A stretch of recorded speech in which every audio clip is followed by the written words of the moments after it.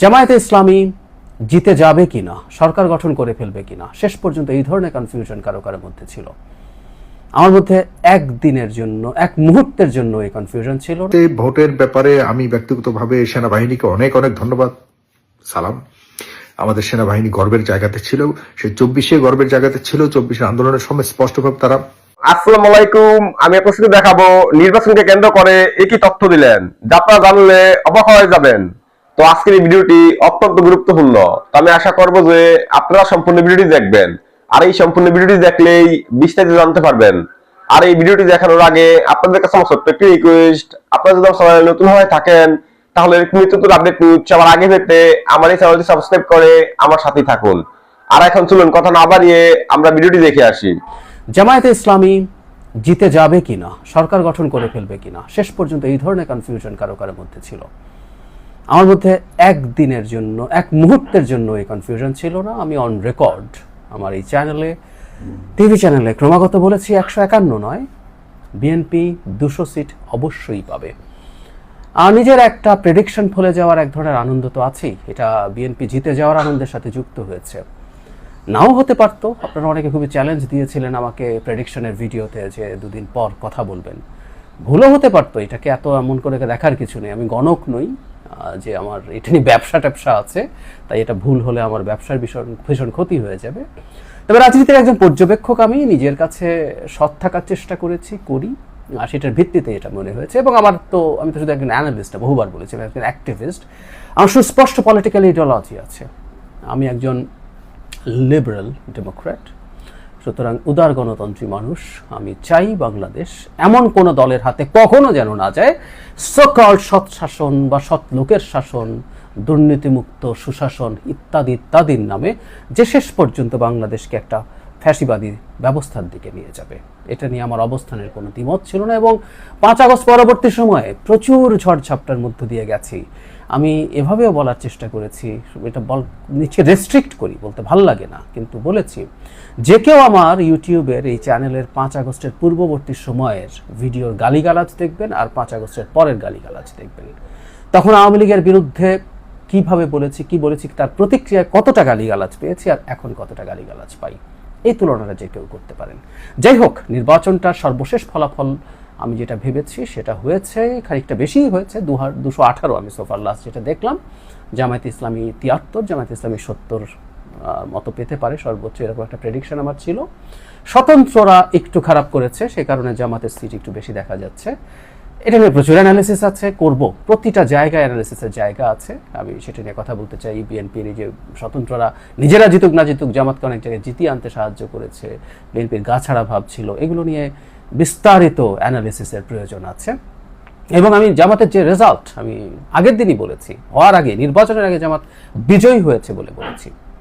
যাই কয়েকটা জিনিস একটু বলে রাখা ভালো এখন এই নির্বাচনের জন্য, কিছু ধন্যবাদ এবং কৃতজ্ঞতা। কারণ আমি নির্বাচনকে অত্যন্ত বড় হিসেবে দেখি। আমাদের এক ধরনের প্রবণতা আছে, বিশেষ করে আমাদের সিভিল সোসাইটির মানুষের মধ্যে এটা আছে, যারা নির্বাচন হলেই বা কি, নির্বাচন তো দেখেছি, এগুলো নিয়ে প্রচুর ডিবেট করেছি এবং যে কারোর সাথে আবার ডিবেট করতে প্রস্তুত আছি। পৃথিবীতে প্রচুর একাডেমিক কাজ আছে, এম্পিরিক্যাল এভিডেন্স আছে, সেটা দিয়ে এটা বোঝা যায় এটা কত গুরুত্বপূর্ণ। যাই হোক, সরকার, নির্বাচন কমিশন, রাজনৈতিক দল এবং সরকার বললে তো আসলে সেনাবাহিনী বলার দরকার ছিল না, কিন্তু আমি সেনাবাহিনীকে আলাদাভাবে কৃতিত্ব দিতে চাই, যে সেনা প্রধানকে কৃতিত্ব দিতে চাই, আসছে সেই জায়গায়। প্রথম সরকারের কথা, ডক্টর ইউনূস প্রায়ই বলতেন যে তারা ইতিহাসের শ্রেষ্ঠ বা খুবই টপ নির্বাচনগুলোর একটা করতে যাচ্ছেন সব প্যারামিটারে। আমি এই কথাটা সমালোচনা করেছি।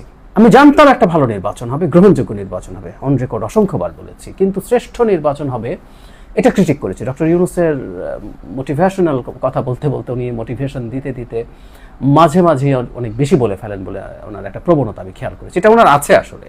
তাই এটাকে আমি সেভাবে ধরে আমি এটা সমালোচনা করেছি। কিন্তু আমি সত্যিই মনে করি শেষ পর্যন্ত নির্বাচনটা যেমন হয়েছে, অসাধারণ নির্বাচন হয়েছে। এবং নির্বাচনী পরিবেশ, নির্বাচনী ম্যানেজমেন্ট, সব কিছুতে এটা বাংলাদেশের টপ নির্বাচন হওয়ারই সম্ভাবনা বেশি। অন্যান্য নির্বাচন খুবই ভালো ছিল, কিন্তু এই রকম ভায়োলেন্সহীন, রক্তপাতহীন, মারামারিহীন, অগ্নিসংযোগহীন, ককটেল ফাটানোহীন, গুলি করাহীন একটা নির্বাচন আমরা সবচেয়ে সেরা নির্বাচনগুলো তো দেখিনি। এই অঞ্চলের প্রবণতা আছে এগুলো হওয়ার, কিন্তু এটা হয়নি। এটার কৃতিত্ব সরকারের তো আছে, আমি অনেক বেশি কৃতিত্ব রাজনৈতিক দলগুলোকে দেই, আমি জামায়াতে ইসলামীকে দেই। তারা বিএনপি তো আছেই, তারাও তাদের জায়গা থেকে সহনশীলতা দেখিয়েছে, কোনো সন্দেহ নেই। আমি দুই প্রধানের বক্তব্যের সহনশীলতা, পরস্পরকে ছাড় দেওয়ার প্রবণতা, শালীনতা, এগুলোর প্রশংসা করেছি। সেগুলো শেষ পর্যন্ত ওয়ার্ক করেছে। দলের র্যাঙ্ক অ্যান্ড ফাইল মনে করেছে এটা করা যাবে না। শুধু তাই না, নির্বাচনের ফলাফল গ্রহণ না করে আবার একটা হুজ্জতি বাঁধানোর জন্য আহ্বান ছিল। বাইরে বসা কিছু লোকজনের উস্কানি ছিল। জামাত সেই উস্কানির ফাঁদে শেষ পর্যন্ত পা দেয়নি। That's good. যদিও জামাতকে চিন্তা করতে হবে, সিদ্ধান্ত নিতে হবে। জামাতের আমির এরকম বাইরে বসে থাকা একজনের সাথে ছবি তোলেন, আড্ডা দেন, যিনি নারীকে স্লাট শেমিং করাই যার প্রধান কাজ। জামাতে ইসলামী সৎ লোকের শাসন আর ইসলামের কথা যদি বলেন, এদের সাথে কতটুকু সম্পর্ক রাখবেন না রাখবেন তাদের এই সিদ্ধান্তে আসতে হবে। যাই হোক, জামাতে এখন পর্যন্ত অন্তত এই ফাঁদে পা দেননি, এটা ভালো, এটাকেও আমরা প্রশংসা করি। সরকার ভালো পারফর্ম করেছে, আর সরকার এবং নির্বাচন কমিশন আদতে একটা ইউনিটের মতো কাজ করে। টেকনিক্যালি এটা নির্বাচন কমিশন, কিন্তু আমরা প্রায় বলি বাংলাদেশের মতো দেশে আসলে সরকার না চাইলে ভালো নির্বাচন হয় না। ডক্টর ইউনূসের সরকার একটা ভালো নির্বাচন দিতে চায়, এটা আমি কনফিডেন্ট ছিলাম। সরকারের একটা অংশ, সেই অংশটা কে, যারা সোশ্যাল মিডিয়ায় চোখ টোক রাখি আমরা অনেকে জানি, তাদের চেষ্টা আছে। সেই চেষ্টা ইভেন প্রথম আলো, ডেইলি স্টার, উদীচী এবং ছায়ানট যখন পুড়িয়ে দেওয়া হয়, তখনও সেই চেষ্টার অংশ সরকারের ওই পার্টটা ছিল। নুরুল কবির তো আছেনই, সরকারের অংশ এবং যারা তার কলিগ সেই নাহিদ ইসলাম একই রকম মন্তব্য করেছেন। শেষ পর্যন্ত সেটা উতরে গেছেন এবং এটার জন্য নির্বাচন কমিশনও বেশ দুর্বল। আমি বলেছি, আমি এখনও সেটা মনে করি। কিন্তু ওই যে বললাম, রাজনৈতিক দলগুলোর মধ্যেও যেহেতু সিরিয়াস সদিচ্ছা ছিল, তারা মেজর সংঘাতে যাবে না, সেটাও সবকিছু মিলে কাজ করেছে, সবকিছু একসাথে সিঙ্ক করেছে। মানে আমরা শেখ হাসিনার সময় একটা কথা বলি যে আমাদের সবার সব প্রচেষ্টা একসাথ হয়েছে, সেই কারণে এই ঘটনা হয়েছে। ভোট হয়েছে, ভোটের ব্যাপারে আমি ব্যক্তিগতভাবে সেনাবাহিনীকে অনেক অনেক ধন্যবাদ, সালাম। আমাদের সেনাবাহিনী গর্বের জায়গাতে ছিল, সে 24-এ গর্বের জায়গাতে ছিল। 24-এর আন্দোলনের সময় স্পষ্টভাবে তারা জনগণের পক্ষে নিয়েছিল। এখনো তারা জনগণের পক্ষ হয়ে যে চমৎকার একটি নির্বাচন উপহার দিয়েছে, সেজন্য সেনাবাহিনীকে অনেক অনেক কৃতজ্ঞতা জানাই। পাশাপাশি নির্বাচন কমিশন তো অবশ্যই, নির্বাচন কমিশনের যিনি চেয়ারম্যান, তিনি কিন্তু স্পষ্টভাবেই বলেছিলেন একটি চমৎকার নির্বাচন উপহার তিনি দিয়েছেন, এবং সরকারকে অ্যাজ ওয়েল ধন্যবাদ জানাই। একা ডক্টর মোহাম্মদ ইউনূস যে ফাইট করেছেন যে এই দেশের একটি ঐতিহাসিক নির্বাচন তিনি উপহার দেবেন, তার একার স্ট্যান্ড এটি সম্ভব হয়েছে। আমার মনে হয় না যে তার আশপাশে যারা ছিল তারা খুব বেশি তার মতো করে চেয়েছে, তা নয়। তবে তিনি চেয়েছিলেন বলে ভালো একটি নির্বাচন হয়। যাক, নির্বাচনের ব্যাপারে কোনো ধরনের আপত্তি নেই। সারা দিন যেভাবে নির্বাচন হয়েছে, এই ধরনের নির্বাচনে আসলে স্বাভাবিকভাবে কিছু মানুষের হতাহতের ঘটনা স্বাভাবিকভাবে হওয়ার কথা ছিল, কিন্তু আজকে নির্বাচনে তেমন কোনো উল্লেখযোগ্য ঘটনা ঘটেনি। বিশেষ করে নিহত হয়নি, আহত হয়েছে, বিভিন্ন জায়গাতে মারামারি হয়েছে। সেটি আমি স্বাভাবিকভাবে দেখতে চাই না। সামনের সময় হয়তো এগুলিও হবে না, যদি গণতান্ত্রিক এই অবস্থা চলমান থাকে। আমি যেটি বলতে যাচ্ছি, মূলত এই ভিডিওটি করেছি প্রিয় বন্ধুরা, আপনাদের দায়িত্ব পালন শেষ হয়নি, নতুন দায়িত্ব আপনাদের কাছে এসছে। এখন থেকে আমি ব্যক্তিগতভাবে সাইফুর সাগর নতুন করে যারা নতুন দায়িত্ব নেবে তাদের বিরুদ্ধে কথা বলবো। তাদেরকে এই যে আজকে জনগণ দায়িত্ব দিয়েছে, এটা কিন্তু আপনি সরকারি চাকুরি পান নাই। জনগণ আপনাকে নির্দিষ্ট একটা সময়ের জন্য, আপনাদেরকে যারা জনপ্রতিনিধি হবেন, আপনাদেরকে দায়িত্ব দিয়েছে যে আমার অঞ্চলের ব্যাপার, আমাদের এই অঞ্চলের নির্দিষ্ট এই সীমানার দায়িত্ব নিয়ে তুমি সংসদে কথা বলবে, আইন তৈরি করবে। যদিও আমাদের দুর্ভাগ্য, আমাদের দেশে আইন তৈরি করার মানে সংসদ সদস্যরা জানেও না তাদের কি দায়িত্ব। তারা দেখা যাচ্ছে যে এই এলাকার একটা মানে মহারাজা হয়ে যায়, এলাকাতে যা ইচ্ছা তাই করে, চাঁদাবাজি থেকে শুরু করে টেন্ডারবাজি থেকে সকল ধরনের উন্নয়ন থেকে সবকিছুর দায়িত্ব নিয়ে বসে থাকে, এবং তারা এই অঞ্চলের মালিক বনে যায়। আনফর্চুনেটলি এটি তাদের দায়িত্ব থাকবার কথা ছিল না, কিন্তু আমাদের দেশের রাজনৈতিক নিয়ম দুর্ভাগ্যজনকভাবে হয়ে এসেছে, আমরা মেনে নিয়েছি। এখন প্রশ্ন হলো যে 24-এর আগ পর্যন্ত যে সিস্টেমে চালু ছিল, সেই সিস্টেম কি এখনো চালু থাকবে? আমরা কি তাহলে একইভাবে তাদেরকে মালিকানা দিয়ে তারা যেভাবে ইচ্ছা এভাবে দেশকে চালাবে বা তাদের নিজেদের অঞ্চল চালাবে, আর আমরা তাকিয়ে দেখব? অবশ্যই না। এখানেই মূল বিষয়টা বলতে যাচ্ছি। আপনারা যারা এই 24-কে আনতে জীবন বাজি রেখে পরিশ্রম করেছেন, যুদ্ধ করেছেন, তারা কিন্তু সজাগ থাকতে হবে। ভুলিয়ে দিতে হবে যে তুমি যে এলাকা থেকে এমপি হয়েছ, এটি তোমার বাপ দাদার সম্পদ নয়, জনগণের সম্পদ। যে কোনো মুহূর্তে তোমার হাত থেকে আমরা কেড়ে নেওয়ার জন্য সেই শক্তি আমাদের আছে। জনগণ, ভোটাররা মনে রাখবেন, এতদিন আপনাদের পেছনে যারা দৌড়েছে, যেসব প্রতিনিধিরা দৌড়েছে আপনার ভোটের জন্য, এখন কিন্তু তাদেরকে আপনি পাবেন না। কিন্তু একটা জিনিস জানান দিয়ে দিয়েন যে তুমি আজকে এমপি হয়েছে, তোমাকে পাচ্ছি না, আবার কদিন পর একই সময় কিন্তু আসবে, সেই প্রশ্নে বা এই তোমার কৃতকর্মের জন্য তোমাকে তখন আচ্ছা মতো জবাব দিতে হবে, এবং তোমার এই কৃতকর্মগুলির জন্য যে কোনো মুহূর্তে তোমাকে বিচারের কাঠগড়ায় দাঁড় করাতে হবে, হতে পারে।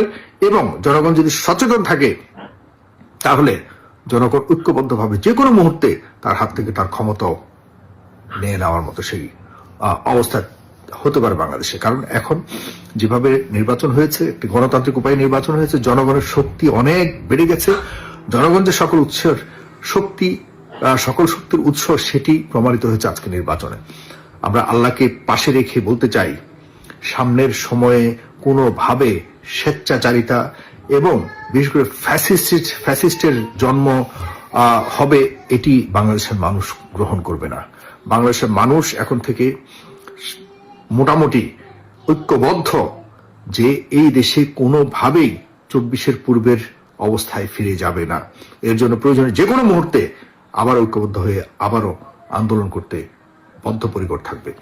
আমি আমার ব্যক্তিগতভাবে বলতে চাই, মিডিয়া, আপনারা দেখেছেন যে গত কয়েকদিন যাবত মিডিয়া এখনো পর্যন্ত ন্যূনতম কোনো পরিবর্তন হয়নি। মিডিয়ার যে চ্যানেলগুলির কথা বলছি, আপনারা দেখেছেন সেই চ্যানেলগুলির মালিকরা ঠিক একই মালিক রয়ে গেছে, যারা গত 16 বছর ধরে বাংলাদেশের রাজনীতিকে পদদলিত করে হত্যা করেছে, তাদের হাতেই মিডিয়া রয়ে গেছে। তাদের খবরে আমরা বিভ্রান্ত, টেলিভিশনে দেখছি একরকম খবর, সোশ্যাল মিডিয়াতে দেখছি একরকম খবর। এই দ্বিধাদ্বন্দ্ব থেকে আমরা বেরোতে চাই। আমরা চাই না আর মিডিয়া মাফিয়াদের হাতে মিডিয়া থাকুক। ফেস দ্য পিপল, আপনারা জানেন যে যখন এই মিডিয়াগুলি কেউই গণতন্ত্রের পক্ষে কথা বলতো না, আমি ব্যক্তিগতভাবে আমি নিজের বড়াই করে বলতে চাই না, কথা বলেছি আপনাদের পক্ষ হয়ে, আপনাদের জন্য একটা বিকল্প দ্বার উন্মুক্ত করেছি। ফেস দ্য পিপলকে আপনার মন থেকে ভালোবেসেছেন। আমি হয়তো সকালে আপনার বিরুদ্ধে বলেছি, বিকালে আপনার পক্ষে বলেছি, কারণ আমি সকালে আপনি যদি অন্যায় করে থাকেন আপনার বিরুদ্ধে বলেছি, বিকেলে আপনার ভালো কিছু হয়েছে তখন আপনি আপনার পক্ষে বলেছি, বা আপনার বিরোধী প্রতিপক্ষের বিপক্ষে বলেছি। কোনো না কোনো ভাবেই আপনাদের পাশে থাকবার চেষ্টা করেছে। আমি কোনো দলের লেজুর বৃত্তি করিনি, কোনো সংস্থার লেজুর বৃত্তি করিনি। এগুলি আমি সেনা টানা করে বলতে পারি, আমার সেই সৎ সাহস আছে। কিন্তু ফেস দ্য পিপলের দায়িত্ব এখন নতুন করে, নতুন চ্যালেঞ্জ, এর মধ্যে আপনাদের পাশে থাকতে হবে। আপনাদের শক্তি ছাড়া আমাদের কোনো শক্তি নেই। তো আমি আশা করছি আপনারা সম্পূর্ণ ভিডিওটি দেখেছেন। তো আপনাদের যদি বিষয়টি নিয়ে কোনো মতামত থাকে আমাকে অবশ্যই জানাবেন। তো দেখা হচ্ছে পরবর্তী ভিডিওতে। সে পর্যন্ত সবাই ভালো থাকবেন, সুস্থ থাকবেন। আল্লাহ হাফেজ।